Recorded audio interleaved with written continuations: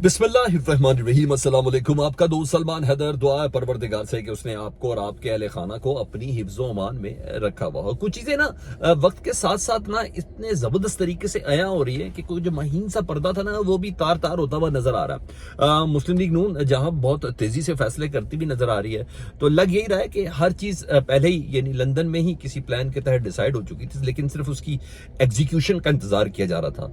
और जिस तरह उस एग्जीक्यूशन की टाइमलाइन सामने आ रही होती है उसको जल्दी से हिट करते हैं, फिर नेक्स्ट स्टेप, फिर हिट करते हैं, फिर नेक्स्ट स्टेप। जैसे आज एमक्यूएम को 2 दिन पहले दावत दी गई। आज एमक्यूएम का वफ्द मॉडल टाउन पहुंचा, मियां मोहम्मद नवाज शरीफ साहब से मुलाकात हुई, खालिद मकबूल सिद्दीकी थे, मुस्तफा कमाल थे, फारूक सत्तार थे। आज लग ही नहीं रहा था कि एमक्यूएम को कोई हल्का बंदी पे, कोई मर्दमशुमारी पे किसी किस्म का कोई भी तरद्दुद उनके अंदर मौजूद है। आज कोई मीडिया के किसी सवाल के जवाब में ये था ही नहीं कि हमने माजी का, हर बार यही कह रहे थे माजी छोड़ दें, माजी छोड़ दें, माजी छोड़ दें। यानी हम उसी ही चक्कर के गिर्द, यानी हम बंदरों की तरह घूमते फिरते हुए शायद नजर आ रहे हैं। ये इनके जहन में चीजें बहुत हद तक क्लियर है। ये हमें बताना ही नहीं चाह रहे कि भाई किया क्या है आपने। ये हमें बताने नहीं चाह रहे कि माजी में आप करते क्या रहे हैं। ये हमें बताने नहीं चाह रहे कि आपने इतने बड़े बड़े डायलॉग मारे, किन ग्राउंड्स के ऊपर मारे थे आपने, इतने बड़े बड़े इत्तेहाद किए, पाकिस्तान की हुकूमतें खत्म की, तोड़ जोड़ किए, सब कुछ किया, किसके भी आप पे, पाकिस्तान को इस पोजीशन तक पहुंचा दिया, किसके भी आप पर, इसका जिम्मेदार अब है या नहीं है। वो कहते नहीं, पिछली बातें कुछ नहीं करनी। तो जिस तरह मुस्लिम लीग नून चीजों को एग्जीक्यूट करती हुई नजर आ रही है, जिस तरह आज एमक्यूएम बाकायदा तौर पर इत्तेहादी हो गई जी। और जब इत्तेहादी हो गई तो अब जाहिर बात है पाकिस्तान पीपल्स पार्टी को ये ताक के निशाना दिया गया पीपल्स पार्टी को, मुस्लिम लीग नून की तरफ से। अब एमक्यूएम की किसी सीट पे नून लीग अपना नुमाइंदा नहीं खड़ा करेगी और नून लीग की किसी सीट पे एमक्यूएम अपना नुमाइंदा नहीं खड़ेगी। तो एक इत्तेहाद अब बन गया। उसके बाद जिस तरह नवाज शरीफ साहब ने मंशूर कमेटियां बना दी और जिस तरह से नवाज शरीफ साहब की अगली मुलाकातें शुरू हो गई और अब नवाज शरीफ साहब कोयटा जा रहे हैं बाप पार्टी को बीच में शामिल करने के लिए, तो पता चल रहा है कि सब कुछ बहुत पहले से तय था। इसके साथ साथ ना नून लीग के अंदर विद इन पार्टी ये चीजें बड़ी बारीक होती हैं।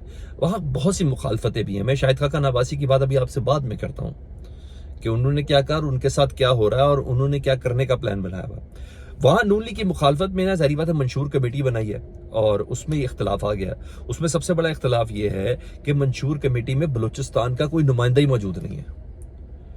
वो ये बड़ा गैप दिया जा रहा है। उन्होंने कहा जी कैसा मंशूर किसी भी पार्टी का सिर्फ पार्टी का मंसूबा नहीं होता, वो उन्होंने पूरे पाकिस्तान की रिप्रेजेंटेशन करनी होती है, पाकिस्तान के मसाइल को हिट करना होता है। तो बलूचिस्तान के मसाइल पकते हुए फोड़े की तरह है, तो इस फोड़े के ऊपर मरहम कैसे रखना है जब तक उधर का कोई नुमाइंदे मंशूर कमेटी के अंदर ना हो।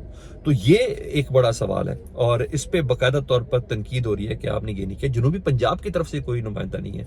जनूबी पंजाब जहां इलेक्टेबल्स मौजूद हैं, जो ज़राअत है, दीगर मामला है, उन्हें उधर से कोई नुमाइंदा बंदा शामिल नहीं है। बशीर मेमन को अचानक उठा के सिंध का सदर, क्या क्रेडिबिलिटी भाई।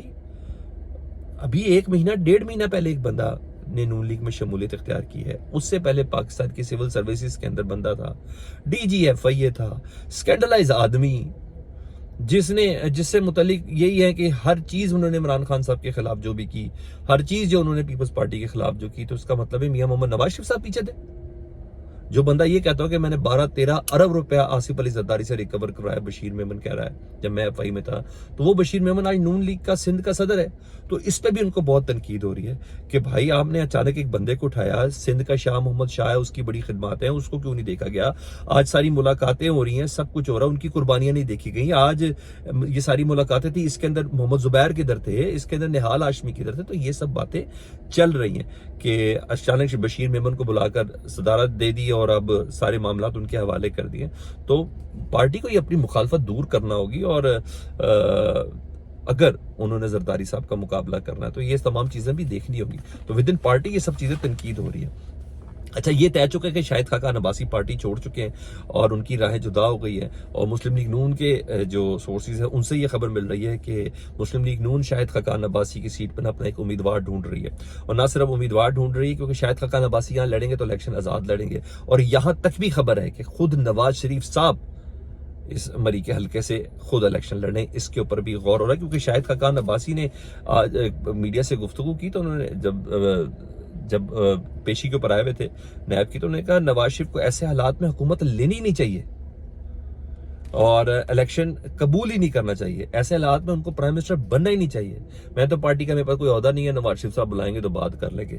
تو یعنی انہوں نے تو اس طرح کی باتیں شروع کی. انہوں نے کہا آدھے سے زیادہ سینیٹر تو پیسے دے کر سینٹ کے اندر آئے ہیں, تو ذریعے اپنی پارٹی کے ریپرزینٹ کرتے ہوئے بول رہے ہیں نا, تو وہ پی ٹی آئی کے متعلق تو نہیں بول رہے ہوں گے, پیپلز پارٹی کے متعلق تو نہیں بول رہے ہوں گے. تو یعنی اس سے اندازہ لگا لیں کہ شاہد خاقان عباسی الیکشن کمپین میں نا ڈیمیج ڈالیں گے, ڈینٹ ڈالیں گے اگر ان کی زبان کھل گئی, اور کیونکہ ان سے تک ان کو ود ان پارٹی کے رازوں کا پتہ ہوگا. دوسرا ایم کیو ایم کے رہنما, جو آج وہ ایم کیو ایم جس نے آج مسلم لیگ نون کے ساتھ اتحاد کیا, رؤوف صدیقی, انہوں نے کہا بڑے میں سچے دل سے شاہد خاقان عباسی کو نا ایم کیو ایم میں شمولیت کی دعوت دیتا ہوں.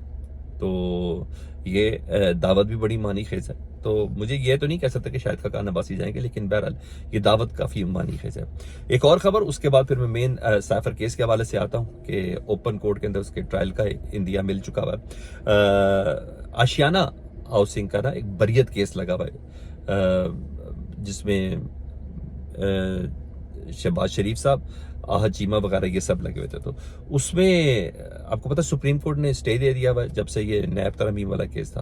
تو سارٹ آف اس پہ ایک کنفیوژن پیدا ہو گئی ہے کہ نیب کو عمل درآمد سے روک دیا گیا, یعنی نیب عدالت کو عمل درآمد سے روک دیا گیا. تو مطلب شہباز شریف کی بریت پر نا اس وقت سپریم کورٹ نے رکاوٹ ڈالی ہوئی ہے. لیٹس سی, دیکھیں کیا ہوتا ہے. لیکن شہباز شریف صاحب بری ہوتے ہوتے اس وقت تو خیر رکے میں. لیٹس سی آگے اس کی کیا اپڈیٹس نکلتی ہیں. اسلام آباد ہائی کورٹ میں جی سائفر کیس کے حوالے سے سلمان اکرم راجہ پیش ہوئے, عمران خان صاحب کے وکیل, اور اوپن کورٹ ٹرائل کی انہوں نے درخواست دی اور مدلل کافی گفتگو ہوئی, اور چارج شیٹ پر اسٹیٹ اور اسلام آباد ہائی کورٹ نے فوراً کہا کہ اس کی درخواست مسترد کرتے. جو آپ نے چارج شیٹ جو سائفر کیس کا ودن عدالت اڈیالہ جیل کے اندر جو چل رہا ہے اس پہ جو چارج شیٹ دی گئی ہے, اور اس پہ جہاں آج سے باقاعدہ طور پر اس چارج شیٹ پر سماعت بھی شروع ہوئی, تو انہوں نے کہا اس پہ کسی قسم کا بھی ہم نہیں کر سکتے.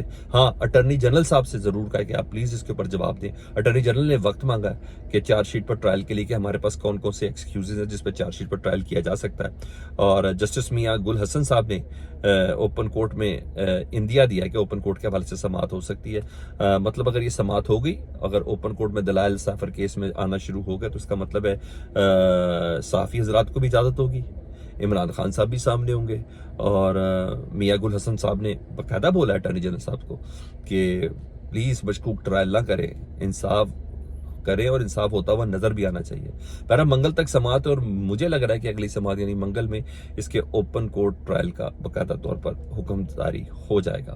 ادھر ثانیہ 9 مئی کے حوالے سے ایک کیس میں اہم ڈیولپمنٹ ہے. سابق کور کمانڈر تھے جنرل جمیل حیدر, ان کی اہلیہ کو ایئرپورٹ سے پکڑا گیا تھا نا. سابق ایم این اے بھی ہیں روبینہ جمیل, اور کئی ہفتوں سے وہ گرفتار تھی, تو کئی مہینوں سے بلکہ گرفتار تھی. تو لاہور ہائی کورٹ کے 2 رکنی بینچ نے ان کی ضمانت منظور کر لی ہے, اور ڈبل بینچ ہے, اور پہلے بھی سنگل بینچ نے ان کی ضمانت منظور کی تھی, تو اس پہ دوبارہ سے اپیل چلی گئی تھی.